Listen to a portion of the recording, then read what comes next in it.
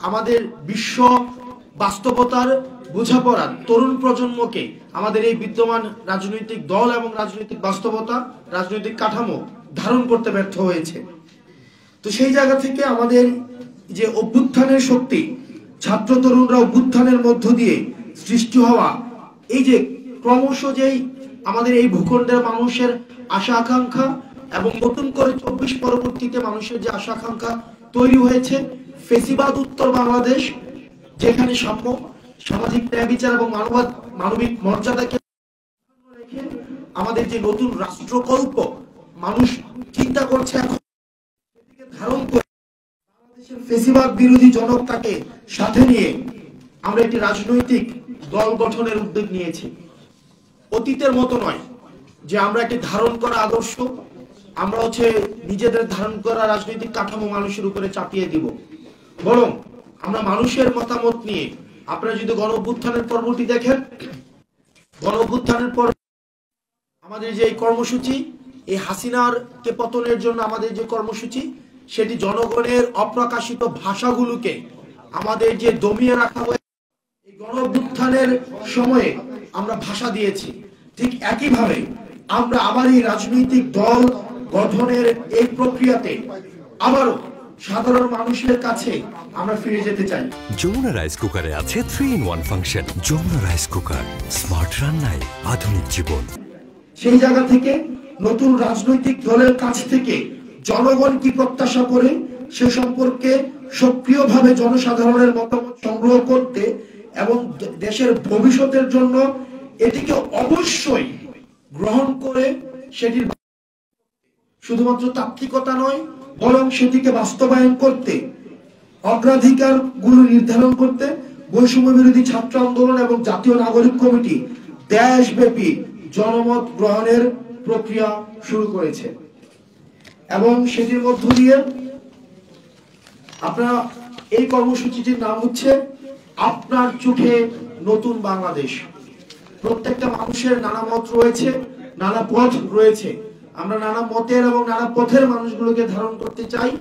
তাদের চোখে তারা নতুন বাংলাদেশটা, এই ফেসিবাদ, আমরা যে ফেসিবাদ পরবর্তী বাংলাদেশটা কিভাবে দেখতে চাই, সেটির জন্য আমরা মানুষের কাছে যেতে চাই। এবং আপনার চোখে নতুন বাংলাদেশ স্লোগানের আওতায় পরামর্শমূলক উদ্যোগের লক্ষ্যে সারা দেশের সকল কমিটি ও তাদের কর্মীদের বিস্তৃত নেটওয়ার্কের মধ্য দিয়ে আমরা মানুষকে যুক্ত করব। সেটির মধ্য দিয়ে সকল শ্রেণী পেশার মানুষকে আমরা যুক্ত করব। তার মধ্যে রয়েছে প্রান্তিক জনপদ থেকে শহরের জনপদ, মধ্যবিত্ত যেই আমাদের রাজনৈতিক সচেতন যেই সমাজটি গড়ে উঠেছে, আমরা তাদের কাছেও যেতে চাই। রিক্সা চালক, দোকানদার, দিনমজুর, গৃহ শিক্ষক, গৃহকর্মী, শিক্ষক, ঝাড়ুদার, অ্যাডভোকেট, শিক্ষক সমাজ, সুশীল সমাজ, আমাদের ধর্মীয় যেই আমাদের যারা প্রিচার্স রয়েছেন, আমরা তাদের কাছেও যেতে চাই। ঠিক এইভাবে আমরা সর্বস্তরে অন্তত ন্যূনতম আমরা 1 লক্ষেরও বেশি মানুষের সাথে যুক্ত হয়ে তাদের মতামত নিয়ে রাজনৈতিক দলের ভবিষ্যতের দিক নির্দেশনার বিষয়ে তাদের মতামতের জন্যই চাওয়ার জন্যই এই কর্মসূচিটা আমরা নির্ধারণ করেছি। নতুন দলটি শুধুমাত্র কিছু মানুষের জন্য না হয়ে যায়, এটা যেন এলিট না হয়ে যায়, এটা যেন নির্দিষ্ট এলাকার না হয়ে যায়, নির্দিষ্ট বংশের না হয়ে যায়, নির্দিষ্ট একটি পকেটের ভুক্ত না হয়ে যায়, নির্দিষ্ট শুধুমাত্র একটা কর্মীদের না হয়ে যায়, আদর্শের না হয়ে যায়, বরং এটি যেন সমাজের সকল স্তরের মানুষের কণ্ঠস্বর হয়ে, সেটির জন্য আমরা প্রতিশ্রুতিবদ্ধ। এবং যারা বিদ্যমান রাজনৈতিক ব্যবস্থা থেকে যারা নিজেদেরকে মনে করছে তারা বাদ পড়েছে, তারা এক্সক্লুডেড ফিল করছে, আমরা তাদেরকেও প্রতিনিধিত্ব করতে চাই। আমরা সকল নাগরিকের কথা শোনার মধ্য দিয়ে একটি নতুন রাজনৈতিক সংস্কৃতি গড়ে তোলার আকাঙ্ক্ষা ধারণ করে আমাদের মূল লক্ষ্য হচ্ছে অন্তত 1 লক্ষেরও বেশি মতামত সংগ্রহ করা, নতুন দলের জন্য নাম এবং প্রতীক প্রস্তাব দেওয়ার জন্য জনগণকে আমন্ত্রণ জানানো হয়েছে আমাদের এই কর্মসূচিতে।